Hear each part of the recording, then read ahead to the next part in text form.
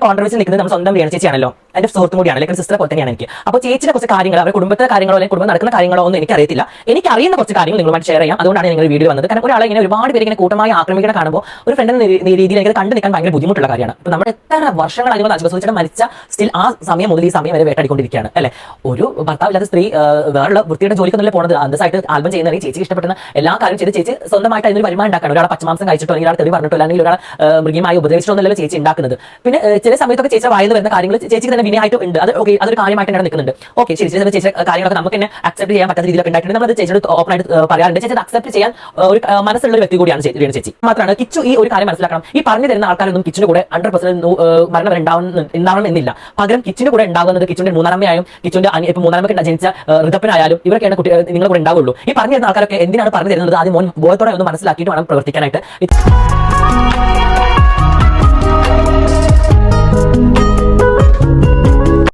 Hello, അപ്പൊ എല്ലാവർക്കും Jassie Ashi official YouTube ചാനലിലെ മറ്റൊരു കിഡിലൻ എപ്പിസോഡിലേക്ക് സ്വാഗതം. അപ്പോൾ ഇപ്പൊ ഒരു കോൺട്രവേഴ്സിയിൽ നിൽക്കുന്നത് നമ്മൾ സ്വന്തം രേണു ചേച്ചിയാണല്ലോ, എൻ്റെ സുഹൃത്തും കൂടിയാണ്, ലൈക്ക് ഒരു സിസ്റ്ററെ പോലെ തന്നെയാണ് എനിക്ക്. അപ്പോൾ ചേച്ചിയുടെ കുറച്ച് കാര്യങ്ങൾ, അവരുടെ കുടുംബത്തെ കാര്യങ്ങളോ അല്ലെങ്കിൽ കുടുംബം നടക്കുന്ന കാര്യങ്ങളോ ഒന്നും എനിക്കറിയത്തില്ല. എനിക്കറിയുന്ന കുറച്ച് കാര്യങ്ങൾ നിങ്ങളുമായിട്ട് ഷെയർ ചെയ്യാം. അതുകൊണ്ടാണ് ഞാൻ ഇങ്ങനെ ഒരു വീഡിയോയിൽ വന്നത്. കാരണം ഒരാളെ ഇങ്ങനെ ഒരുപാട് പേര് ഇങ്ങനെ കൂട്ടമായി ആക്രമിക്കണ കാണുമ്പോൾ ഒരു ഫ്രണ്ടിന്റെ രീതിയിൽ എനിക്കത് കണ്ടു നിൽക്കാൻ ഭയങ്കര ബുദ്ധിമുട്ടുള്ള കാര്യമാണ്. ഇപ്പോൾ നമ്മുടെ ഒരു ഫ്രണ്ടിന് എന്തെങ്കിലും ഒരു മോശം സിറ്റുവേഷൻ വരുമ്പോൾ നമ്മൾ സപ്പോർട്ട് ചെയ്യുക, നമ്മൾ അറിയുന്ന കാര്യങ്ങൾ നമുക്ക് ജനങ്ങളോട് പറയാനുള്ളൊരു കാര്യം ഉണ്ടല്ലോ. അപ്പോൾ അതുകൊണ്ടാണ് ഞാൻ ഇങ്ങനെ ഒരു വീഡിയോ ചെയ്യുന്നത്. ഫസ്റ്റ് ഓഫ് ഓൾ ഞാൻ രേണുചിനെ പരിചയപ്പെട്ട കാര്യം പറയാം. രേണുചിനെ കുറേ വർഷങ്ങളായിട്ട് എനിക്ക് അറിയാം. ചേച്ചി ഈ മീഡിയാസിൽ ഇത്ര ഫേമസ് ആവുന്ന മുമ്പേ ചേച്ചിനെ എനിക്ക് അറിയാം. ദുബായിലുള്ള ഞങ്ങൾ പെർഫ്യൂം ഷോപ്പിൽ വർക്ക് ചെയ്യുന്ന കാര്യം മുതലേ ഞങ്ങൾക്ക് അറിയാം. കാരണം സുധിച്ചേട്ടൻ മരിച്ച സമയത്ത് ഇങ്ങനെ ഒരു പെർഫ്യൂമിനെ കുറിച്ച് അവർ ചിന്തിച്ചിട്ടുണ്ടായിരുന്നു, സുധിച്ചേട്ടൻ ഒരു സ്മെല്ല് ഉണ്ടാക്കി കൊടുക്കണം എന്നുള്ളത്.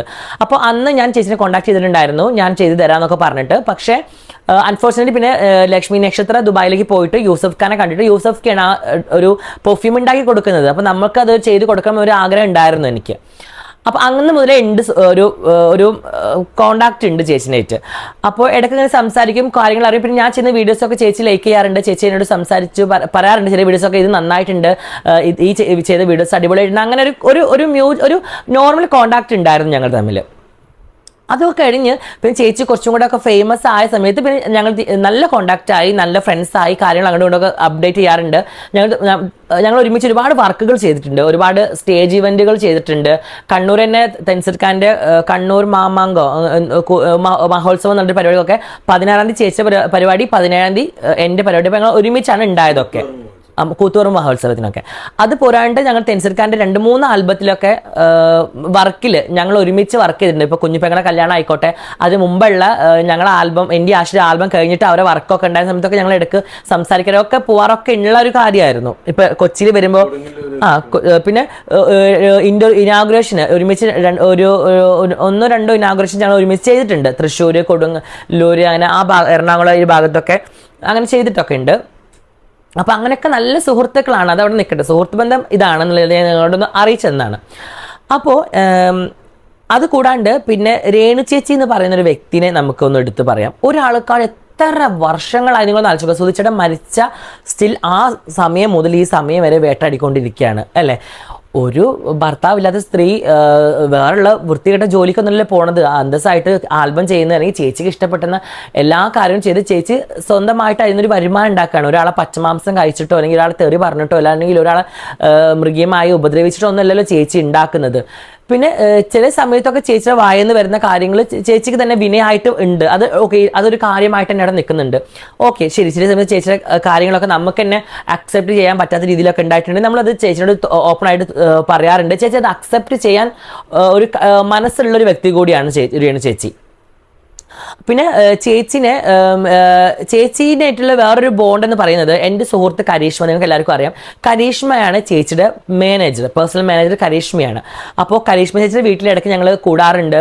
ഞങ്ങൾ ഫ്രണ്ട്സൊക്കെ ആയിട്ട് ചില്ലൗട്ട് ആയിട്ട് ചേച്ചിയുടെ വീട്ടിലൊക്കെ കൂടാറുണ്ട്. അപ്പോൾ 1-2 ദിവസങ്ങൾ ഞങ്ങൾ അവിടെ സ്റ്റേ ചെയ്യാറുണ്ട്. അപ്പോഴൊക്കെ ഞങ്ങൾക്ക് കാര്യങ്ങളും സംസാരിക്കാറുണ്ട്, ചേച്ചിയുടെ ഫാമിലി കാര്യങ്ങൾ സംസാരിക്കാറുണ്ട്, എൻ്റെയും ആഷിൻ്റെയും കാര്യങ്ങൾ സംസാരിക്കാറുണ്ട്, ഞങ്ങളുടെ ഫാമിലി കാര്യങ്ങളൊക്കെ സംസാരിക്കാറുണ്ട്. ഞങ്ങൾ അങ്ങനെ സംസാരിച്ച സമയത്തൊക്കെ ചേച്ചി വളരെ നല്ല രീതിയിലാണ് കിച്ചുവിനെ ഞങ്ങൾക്ക് പരിചയപ്പെടുത്തിയെന്നുള്ളത്. എൻ്റെ മകൻ തന്നെയാണ് അല്ലെങ്കിൽ എൻ്റെ ഒരു മൂത്ത മകനാണ് എന്ന രീതിയിൽ തന്നെയാണ് കിച്ചുവിനെ ഞങ്ങൾക്ക് പരിചയപ്പെടുത്തി തന്നിട്ടുള്ളത്.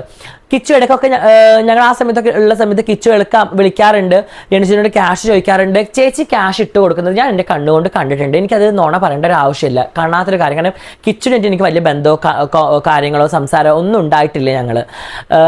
അപ്പോൾ കിച്ചുവിനെ വെറുതെ ഇങ്ങനെ കിച്ചുവിനെ ഒരു നുണയനാണെന്ന് പറഞ്ഞ് പരത്തേണ്ട ഒരു കാര്യം എനിക്കില്ല. ഞാൻ രേണുചേച്ചിയുടെ ഫ്രണ്ടാണ്. ആസ് എ ഫ്രണ്ട് എന്ന രീതിയിൽ ഞാൻ കണ്ട കാര്യങ്ങൾ എനിക്ക് തുറന്ന് പറയാമല്ലോ, അതുകൊണ്ടാണ് ഞാൻ ഇങ്ങനെ വീഡിയോ ചെയ്തത്. അപ്പോൾ ചേച്ചി ഈ പറഞ്ഞ 300-400 മാത്രമൊന്നുമല്ല, അത്യാവശ്യം നല്ല എമൗണ്ട് ഒക്കെ കിച്ചുവിന് ഇട്ട് കൊടുക്കുന്നത് ഞാൻ പേഴ്സണലി കണ്ടിട്ടുണ്ട്. ഞാൻ ചോദിച്ചിട്ടുണ്ട്, ചേച്ചി എന്തിനാണ് കുട്ടികൾക്ക് ഇത്ര ക്യാഷ് കൊടുക്കുന്നത്, അതെന്തിനാണ് അവർ ഉപയോഗിക്കുന്നത് എന്നൊക്കെ ഉള്ളത് ഒന്ന് ഉറപ്പ് വരുത്തണം. ഇല്ല കിച്ചു അവൻ അങ്ങനെ ഒന്നുമില്ല, വീട്ടിലേക്ക് സാധനം വാങ്ങാനായിരിക്കും ഭയങ്കര ഫീസാണ് അങ്ങനെ. അപ്പോൾ ഞാൻ ചോദിക്കുന്നുണ്ട്, യൂട്യൂബ് ചാനലൊക്കെ ചേച്ചി കിച്ചു ചെയ്യുന്നില്ല, അതിനൊക്കെ വരുമാനം ഇല്ലേ? ഞാനത് ചോദിക്കാറില്ല ജാസ്തി എന്നാണ് എന്നോട് പറയാനുള്ളത്. ചേച്ചി ഈ പ്രശ്നം നടക്കുന്ന ഒരു 2-3 ദിവസം മുമ്പ് പോലും ചേച്ചി കിച്ചുവിന് ക്യാഷ് ഇട്ട് കൊടുത്തിട്ടുണ്ട്. അത് വേണമെങ്കിൽ ചേച്ചി വന്ന് ചേച്ചി തന്നെ തെളിയിക്കുന്നതായിരിക്കും നല്ലത്. ഞാൻ അത് ചേച്ചിയോട് പറഞ്ഞ കാര്യമാണ്. അപ്പോൾ അത് എത്രമാത്രം ശരിയാണെന്ന് എനിക്കറിയില്ല. പക്ഷേ ചേച്ചി അങ്ങനെ നുണ പറയുന്ന വ്യക്തിയല്ല. പിന്നെ രണ്ടാമത്, എന്തിനാണ് ഈ കിച്ചുവിന് ഇത്രമാത്രം ക്യാഷ് എന്നുള്ളത് ഒരു ചോദിച്ചിട്ടാണ്. എന്തിനാണ് ക്യാഷ് ഇത്രമാത്രം കിച്ചു ചെറിയൊരു 20-24 വയസ്സുള്ള ഒരു കുട്ടിക്ക് ഇത്രമാത്രം ക്യാഷിൻ്റെ ആവശ്യം എന്തിനാണെന്നുള്ളത് എനിക്കറിയില്ല. അത് നമുക്ക് ചോദിക്കേണ്ടിയിരിക്കുന്നു. പിന്നെ കുറേ ആൾക്കാർ പറഞ്ഞു, രേണു ചേച്ചി ദുബായിൽ പോയിട്ട് വരുന്ന സമയത്ത് കുറേ ലഗേജ് ഉണ്ട്, അതാണ് ഇതാണ്. എൻ്റെ പൊന്നു മക്കളെ, ഞാൻ ഒരു കാര്യം പറയട്ടെ, ഞാൻ ദുബായിൽ വർക്ക് ചെയ്ത വ്യക്തിയാണ്, ദുബായിൽ ജീവിച്ച വ്യക്തിയാണ്. നമ്മൾ ഒരു വീട്ടിലേക്ക് ഒരു എന്താ പറയുക, കുറച്ച് ലഗേജ് സാധനങ്ങൾ വീട്ടിലേക്ക് എത്തിക്കണമെന്നുണ്ടെങ്കിൽ ഒരു 500 ദിർഹംസ് മതി. നമുക്ക് ഒരു 500 ദിർഹംസ് ഉണ്ടെന്നുണ്ടെങ്കിൽ നമുക്ക് അവിടെ ഒരു 120 പോയിട്ട് നമുക്ക് സാധനങ്ങൾ എടുക്കാം. അവിടെ 20 ദിർഹംസ് ആണ് ഇത്രയും വലിയ കമ്പിളിക്ക്. ആ കമ്പിളിയുടെ ഒരു നിങ്ങൾ ദുബായിൽ നിന്ന് കമ്പിളി കണ്ടിട്ടുണ്ടോ? അത്രയും വലിയ കമ്പിളിക്ക് ഒരു 50 ദിർഹംസോ ഒരു 20 ദിർഹംസൊക്കെ ഉള്ളൂ. അപ്പോൾ അത്രയും സാധനത്തിന് ഒരു 50 ദിർഹംസ് എന്ന് പറയുമ്പോൾ 50 രൂപ ആയിട്ട് കണക്കാക്കുക നിങ്ങൾ. ബാക്കി 450 രൂപ കിടക്കുകയാണ്. അതിന് നമുക്ക് അല്ലറ അവിടെയൊക്കെ 1 dirhams, 2 dirhams, 3 dirhams, 5 dirhams, 6 dirhams, 10 dirhams, 20 dirhams അത്രയേ ഉള്ളൂ. അതിൻ്റെ അപ്പുറത്തേക്കുള്ള സാധനങ്ങളൊന്നും വണ്ടിട്ടുണ്ടെങ്കിൽ ഉണ്ടാവില്ല. നമുക്കൊരു വീട്ടിലേക്ക് ആവശ്യമുള്ള എല്ലാ സാധനങ്ങളും നല്ല ക്വാളിറ്റിയോട് കൂടിയിട്ട് ബൾക്കായിട്ട് വാങ്ങാം. ഞാൻ അങ്ങനെ വാങ്ങിച്ചൊരു വ്യക്തിയാണ് എൻ്റെ വീട്ടിലേക്ക്. ഞാൻ 2-3 ബോക്സുകളായിട്ട് എൻ്റെ വീട്ടിലേക്ക് കൊറിയർ ചെയ്തൊരു വ്യക്തിയാണ്. അപ്പോൾ എനിക്കറിയാം. അത് മാത്രമല്ല, നമുക്ക് അവിടുത്തെ ഒരു ആൾക്കാരെ സ്നേഹം എന്ന് പറഞ്ഞപ്പോൾ ഞാനൊക്കെ ടിക്ടോക്കിൽ അവിടെ ഫേമസ് ആയ സമയത്ത് എനിക്കൊക്കെ സത്യം പറഞ്ഞാൽ ഞാൻ വാച്ച്, മിഠായികൾ, അതേപോലെ പെർഫ്യൂംസുകൾ, അതേപോലെ ചോക്ലേറ്റ്സ്, ഇതൊന്നും ഞാൻ ക്യാഷ് എടുത്ത് വാങ്ങാറേ ഇല്ല. നമ്മളെ ഇഷ്ടപ്പെട്ട് കാണാൻ വരുന്ന ആൾക്കാർ ഇതൊക്കെ നമുക്ക് കൊടുന്നു തരും. ചോക്ലേറ്റ് ആയിട്ടും പിസ്ത ബദാം, ഡ്രസ്സുകളായിട്ടും പെർഫ്യൂംസുകളൊക്കെ ആയിട്ട് ഇഷ്ടം പോലെയായിരുന്നു ഉണ്ടാവുക. എനിക്ക് നല്ല ഓർമ്മയുണ്ട്. ഞാനൊക്കെ ഇവിടെ ദുബായിൽ സഫയർ റെസ്റ്റോറൻറ്റിൽ അക്കൗണ്ട്സിൽ വർക്ക് ചെയ്യുന്ന സമയത്ത് ഞാൻ കിടക്കുന്ന ബെഡിൻ്റെ അടിയിൽ നിറയെ സാധനങ്ങളായിരിക്കും, പെർഫ്യൂംസും അതും ഇതുമായിട്ട്. കാരണം എനിക്ക് ആൾക്കാരെ കൊടുക്കുന്ന സാധനം ഞാൻ അങ്ങനെ സ്റ്റോർ ചെയ്ത് വീട്ടിലേക്ക് വരുന്ന സമയത്ത് ഞാൻ വീട്ടിലേക്ക് കൊടുത്തയക്കും. അങ്ങനെ അപ്പോൾ അത് നിങ്ങളൊരു വിഷയമായിട്ട് കാണേ ചെയ്യേണ്ട. തൂറോളം പേടിയുള്ള ആളാണ് നമ്മൾ രേണു ചേച്ചി. അപ്പോൾ ചേച്ചി അങ്ങനെ ഒരു ഇല്ലീഗലായിട്ടൊരു സാധനം ദുബായിൽ നിന്ന് അങ്ങോട്ട് കടത്തുന്ന അതൊന്നും ഒരിക്കലും പോസിബിൾ ഉള്ള കാര്യമല്ല മിസ്റ്റേഴ്സ്. നിങ്ങളത് ആദ്യം മനസ്സിലാക്കണം. പിന്നെ ഒരു കാര്യം എന്ന് പറയുന്നത്, അപ്പോൾ ഇതാണ് എനിക്ക് രേണു ചേച്ചിനെ കുറിച്ച് അറിയുന്ന കാര്യങ്ങൾ. പിന്നെ രേണു ചേച്ചി ഒരു തുറന്ന പുസ്തകമാണ്. ഞങ്ങളുടെ എല്ലാ കാര്യങ്ങളും ഷെയർ ചെയ്യുന്ന ഒരു വ്യക്തിയാണ്. എല്ലാം ഷെയർ ചെയ്യുന്ന വ്യക്തികളാണ്. ഞാൻ സർജറി ഒക്കെ കഴിഞ്ഞ് കിടക്കുന്ന സമയത്ത് ഒരുപാട് പേര് ഇങ്ങനെ വിമർശനങ്ങളായിട്ട് വന്ന സമയത്ത് എനിക്ക് പേഴ്സണലി കോൾ ചെയ്ത്, നീ വിഷമിക്കേണ്ട, നീ ഹാപ്പി ആയിട്ടിരിക്കുക, സന്തോഷമായിട്ടിരിക്കുക, നീ നിന്റെ കാര്യങ്ങളായിട്ട് മുന്നോട്ട് പോ എന്നൊക്കെ പറഞ്ഞ് നമ്മളെ ഭയങ്കരമായിട്ട് എൻകറേജ് ചെയ്തൊരു വ്യക്തിയാണ് രേണു ചേച്ചി. അപ്പോൾ ചേച്ചിക്കൊരു വിഷമം ഉണ്ടാകുമ്പോൾ ചേച്ചിക്കിനെ കുറിച്ച് അറിയാവുന്ന കാര്യങ്ങൾ പറയാണ്ട് മിണ്ടാണ്ട് ഈ സോഷ്യൽ മീഡിയ നമ്മൾ നിരന്തരം വീഡിയോ ചെയ്യുന്ന ആൾക്കാർ മിണ്ടാണ്ടിരിക്കുമ്പോൾ അത് ചേച്ചി എന്നെ ഒന്ന് ആലോചിക്കും, അല്ലേ? ഇത്രയൊക്കെ കാര്യങ്ങൾ അവർക്ക് അറിയാം, എന്നിട്ട് എന്തുകൊണ്ട് അവർ എന്നെ സപ്പോർട്ട് ചെയ്ത് സംസാരിച്ചില്ല? നാളെ നമുക്കും ഒരു ഇഷ്യൂ വരുമ്പോൾ ചേച്ചി നമുക്കെതിരെ സംസാരിക്കണമല്ലോ. ചേച്ചി പിന്നെ മറ്റേ കിച്ചുവിനെ നോക്കണമെന്ന് ഉറപ്പുണ്ടോ? പിന്നെ അതുപോലെ കിച്ചു എന്ന് പറയുന്നത് അത്യാവശ്യം പ്രായപൂർത്തിയായിട്ടുള്ള ഒരു കുട്ടിയാണ്. കിച്ചുവിന്റെ 1-ാമയല്ല 2-ാമയല്ല 3-ാമയാണ് രേണുസുതി. ആ 3-ാമ ഒരു കുട്ടിയെ നോക്കുന്ന രീതിയിൽ 100% ചേച്ചി നോക്കുന്നുണ്ട് കിച്ചുവിനെ. പിന്നെ കിച്ചു ഓൾറെഡി പ്രായപൂർത്തിയായ കുട്ടിയാണ്, സ്വയം നിൽക്കുന്ന കുട്ടിയാണ്, യൂട്യൂബ് ചാനലുണ്ട്. കിച്ചുവിൻ്റെതായിട്ടുള്ള വരുമാനങ്ങൾ കണ്ടെത്താം. പക്ഷെ കിച്ചുവിന്റെ വീഡിയോയിൽ ഒരിക്കലും രേണുസുതിനെയാണ് പറയുന്നത് എന്ന രീതിയിൽ പറഞ്ഞിട്ടില്ല. അത് ഓക്കെ, പക്ഷെ പറയാണ്ട് പറഞ്ഞ പോലെ നമുക്കൊരു ഫീൽ ആയിപ്പോയി. പിന്നെ ആ ചേച്ചിയുടെ അനിയത്തി നേഴ്സാണ്, ചേച്ചി ഹസ്ബൻഡിന് ജോലിയില്ല എന്നൊക്കെ പറഞ്ഞ് കുറേ യൂട്യൂബേഴ്സ് വീഡിയോ ചെയ്യുന്നത് കണ്ടു. എനിക്കറിയില്ല. ഞാൻ പറയുന്നൊരു കാര്യം, ആ ചേച്ചി ഹസ്ബൻഡ് ജോലിക്ക് പോകുന്ന ആളാണ്. ആ ചേച്ചിയുടെ അനിയത്തി ഒരു നേഴ്സായിട്ട് വർക്ക് ചെയ്യുന്ന ആളാണ്. നോർമൽ ഒരു ഹോസ്പിറ്റലിൽ നേഴ്സായിട്ട് വർക്ക് ചെയ്യുന്ന ആളാണ്. അപ്പോൾ സുധിച്ചേട്ടനാണ് ഇവരെല്ലാവരും നോക്കിയിരുന്നെന്ന് പറഞ്ഞതൊക്കെ വെറും മണ്ടത്തരങ്ങളാണ്, വിഡ്ഢിത്തരങ്ങളാണ്. അത്രമാത്രം ഒന്നും നമുക്ക് ഒരിക്കലും, കാരണം സുധീരൻ നന്നായിട്ട് ഒരു ധാരാളിത്തമുള്ള ഒരാളായിരുന്നു. കള്ളുകൂടി ആയിക്കോട്ടെ, പെൺവിഷയങ്ങളിലായിക്കോട്ടെ, എല്ലാ വിഷയത്തിലും. അപ്പോൾ അത് ഓൾറെഡി നിങ്ങൾക്ക് എല്ലാവർക്കും അറിയാം. അല്ലാണ്ട് ഇങ്ങനെ സുധിച്ചേട്ടൻ മാത്രമാണ് അവരെ നോക്കിയിരുന്നത് എന്ന് പറയുകയാണെന്നുണ്ടെങ്കിൽ നമുക്ക് ആലോചിക്കണം അത് എത്രമാത്രം ശരിയായുള്ള കാര്യമാണ്. അതൊന്നും അങ്ങനെ വലിയ ശരിയുള്ള കാര്യമൊന്നുമല്ല. ഇപ്പോഴത്തെ കണ്ടീഷനിൽ വെച്ച് നോക്കുകയാണെന്നുണ്ടെങ്കിൽ രേണു ചേച്ചിയാണ് ആ വീട് റണ്ണ് ചെയ്യുന്നത്. കാരണം പക്ഷേ എന്ന് വെച്ചാൽ രേണു ചേച്ചിയാണ് ഇവർക്ക് എല്ലാവർക്കും ചിലവിന് കൊടുക്കുന്നതല്ല. അവരെ കാര്യങ്ങളൊക്കെ നോക്കാനും അവരെ ഭർത്താക്കന്മാരും അവരും ഉണ്ട്. പക്ഷേ എങ്കിൽ പോലും മക്കളെ കാര്യങ്ങളും അമ്മയുടെ കാര്യങ്ങളും അച്ഛൻ്റെ കാര്യങ്ങളൊക്കെ രേണു ചേച്ചിയാണ് ചെയ്യുന്നതും കാര്യങ്ങളൊക്കെ ചെയ്യുന്നത്. പിന്നെ ഒരാളെ വീട്ടിൽ അത് എന്തൊക്കെ പറഞ്ഞാൽ സുധിച്ചേട്ടൻ മരിച്ചു കഴിഞ്ഞ് രേണു ചേച്ചിക്ക് വീട് കൊടുത്ത് അത് ഒക്കെ ശരിയാണ്. എൻ്റെ പൊന്നു മക്കളെ, നിങ്ങളൊരു കാര്യം മനസ്സിലാക്കുക. നിങ്ങൾ എന്തിനാണ് ഒരാളെ ഇങ്ങനെ കൂട്ടമായിട്ട് ഹറാസ്മെന്റ് ചെയ്യുന്നത്? അതുപോലെ രേണു ചേച്ചി 5 സ്റ്റാർ ഹോട്ടൽ മരിച്ചെടുക്കുമ്പോൾ 5 സ്റ്റാർ ഹോട്ടലിൽ പോയിട്ട് ഫുഡ് കഴിച്ചു. രേണു ചേച്ചി എല്ലാം ഫുഡ് കഴിച്ചത് ഇതിൽ വർക്ക് ചെയ്യുന്ന കോമഡി സ്റ്റാർസിൽ വർക്ക് ചെയ്യുന്ന ആൾക്കാർ വരുമ്പോൾ അവർ കയറി ഫുഡ് കഴിച്ചത് അതും ചേച്ചി തലയ്ക്ക്. എല്ലാം ഒരാളെ തലക്കിടുമ്പോൾ എത്രമാത്രം നമ്മളിത് കണ്ടുകൊണ്ടിരിക്കും.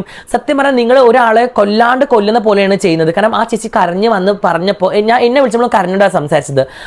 നിങ്ങൾ ഒരു ആത്മഹത്യയുടെ വക്കിലേക്ക് നിങ്ങൾ ഒരാളെ തള്ളി വിടുന്നത് പോലെയാണ്. ഞാൻ ചേച്ചി അങ്ങ് മരിച്ചെന്ന് വിചാരിക്കരുത്.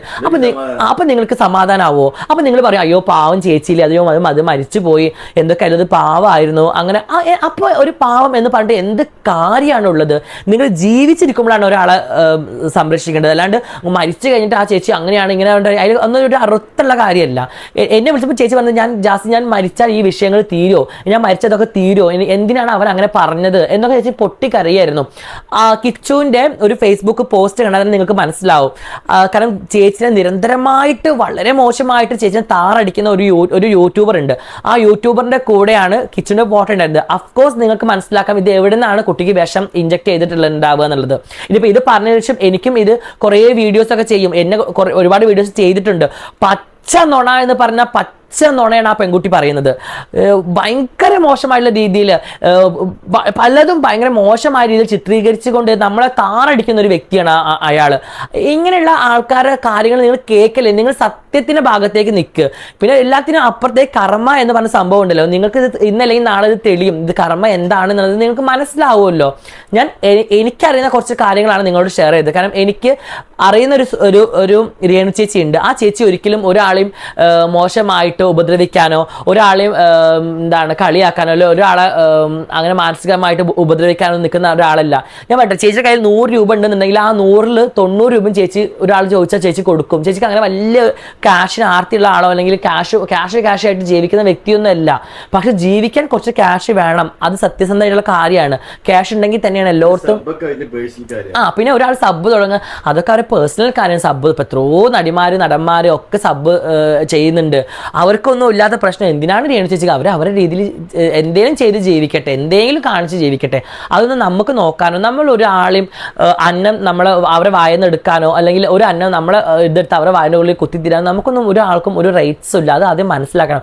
ഒരാളെ മാക്സിമം ഒക്കെ എനിക്ക് ആ വിഷമത്തിലൂടെ പോകുന്നൊരു വ്യക്തിയായത് എനിക്ക് മനസ്സിലാക്കാം. ഞാനൊക്കെ എത്രയോ വട്ടം ആത്മഹത്യക്ക് വേണ്ടി ചിന്തിച്ച വ്യക്തിയാണ്. കാരണം ഈ ട്രോളുകൾ കണ്ട് വീട്ടിൽ നിന്നും പ്രഷർ, നാട്ടുകാരെ കയ്യിൽ നിന്നും പ്രഷർ, നമുക്ക് അങ്ങോട്ട് ഭയങ്കര ഇറിറ്റേറ്റ് ആയി പോകും. പിന്നെ നമ്മുടെ ഒരു മനസ്സിൻ്റെ ഒരു കട്ടി കൊണ്ടൊക്കെയാണ് നമ്മൾ ജീവിച്ചു പോകുന്നത്. എല്ലാവർക്കും ആ കട്ടി ഉണ്ടാവണമെന്നില്ല.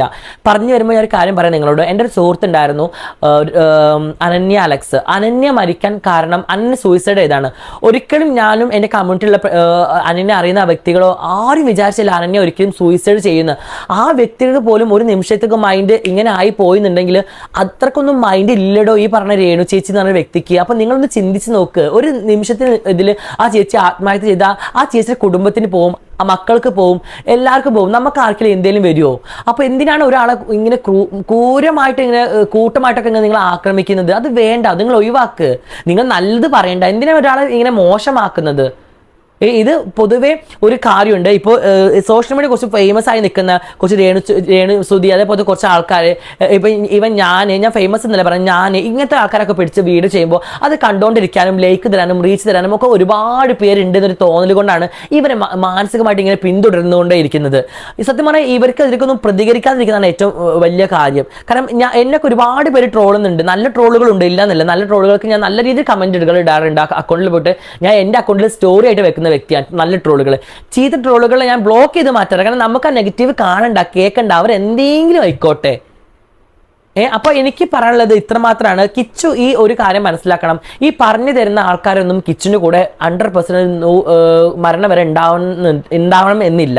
പകരം കിച്ചുവിൻ്റെ കൂടെ ഉണ്ടാവുന്നത് കിച്ചുവിൻ്റെ മൂന്നാനമ്മയായും കിച്ചുവിൻ്റെ ഇപ്പം മൂന്നാനമ്മക്ക് ജനിച്ച ഋതപ്പനായാലും ഇവരൊക്കെയാണ് നിങ്ങളെ കൂടെ ഉണ്ടാവുള്ളൂ. ഈ പറഞ്ഞു തരുന്ന ആൾക്കാരൊക്കെ എന്തിനാണ് പറഞ്ഞു തരുന്നത് ആദ്യം ബോധത്തോടെ ഒന്ന് മനസ്സിലാക്കിയിട്ട് വേണം പ്രവർത്തിക്കാനായിട്ട്. ഇത്രമാത്രം എനിക്ക് പറയാനുള്ളൂ. എന്നും നമ്മളെ കൂടെ നമ്മുടെ ഫാമിലി ഉണ്ടാവുള്ളൂ. അത് ഋതപ്പനല്ല, കിച്ചു മനസ്സിലാക്കണം. രേണു ചേച്ചി എന്തൊക്കെ പറഞ്ഞാലും എത്രയൊക്കെ ആയാലും മോൻ്റെ അച്ഛൻ കല്യാണം കഴിച്ച വ്യക്തിയാണ്. മോൻ്റെ അമ്മ തുല്യമല്ല, അമ്മ തന്നെയാണ്.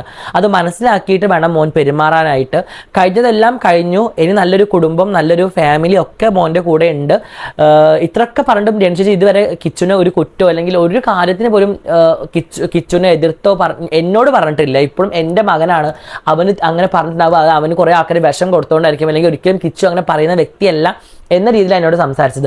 അപ്പോൾ ആ അമ്മയുടെ മനസ്സ് കിച്ചു കാണാണ്ടിരിക്കരുത്. ഇത് കിച്ചു കാണുകയാണെങ്കിൽ തീർച്ചയായിട്ടും രേണു ചേച്ചിനെ വിളിച്ച് ഞാൻ ഇങ്ങനെയല്ല അമ്മയെ പറഞ്ഞത്, ഞാൻ ഇങ്ങനെയാണ് ഉദ്ദേശിച്ചതെന്ന് പറഞ്ഞ് ആ ഒരു പ്രശ്നം മോനായിട്ട് തന്നെ ഞാൻ ഒത്തുതീർപ്പാക്കി നല്ല രീതിയിൽ പോവാം എന്ന് മാത്രമേ എനിക്ക് പറയാനുള്ളൂ. കാരണം സുധിച്ചേട്ടൻ ഇല്ലാത്ത സ്ഥാനത്ത് മോനാണ് ആ വീടിനെ താങ്ങി നിർത്തേണ്ട ഒരു വ്യക്തി. അപ്പോൾ നിങ്ങൾ തമ്മിൽ അങ്ങോട്ടും ഇങ്ങോട്ടൊക്കെ കുഷ്മും പോരും ഒക്കെ ആയി കഴിഞ്ഞാൽ അത് ഉള്ളിനുള്ളിൽ എപ്പോഴും ഒരു വിഷമമായിട്ട് തന്നെ കിടക്കും. അപ്പോൾ രേണു ചേച്ചിയോട് എനിക്ക് പറയാനുള്ളത്, ചേച്ചി ഹാപ്പി ആയിട്ടിരിക്കുക, ചേച്ചിയുടെ കാര്യങ്ങളൊക്കെ നടത്തി ചേച്ചി ഹാപ്പി ആയിട്ട് തന്നെ പോകും. അത്രമാത്രം പറയുന്നു. വീണ്ടും മറ്റൊരു വീഡിയോ ആയിട്ട് കാണാം. അപ്പോൾ എൻ്റെ വീഡിയോസ് ഫസ്റ്റ് ടൈമായി നിങ്ങൾ കാണിച്ചാൽ ലൈക്ക് ചെയ്യുക, ഷെയർ ചെയ്യുക, സബ്സ്ക്രൈബ് ചെയ്യുക, ബെല്ലൈക്കൺ അമർത്തുക. പുതിയ വീഡിയോസുമായി വീണ്ടും കാണാം. അതുവരേക്കും ജാസി ആഷി ഒഫീഷ്യൽ ചാനൽ നിങ്ങൾ എല്ലാവരും സബ്സ്ക്രൈബ് ചെയ്യണം. Tata, bye bye and lots of love.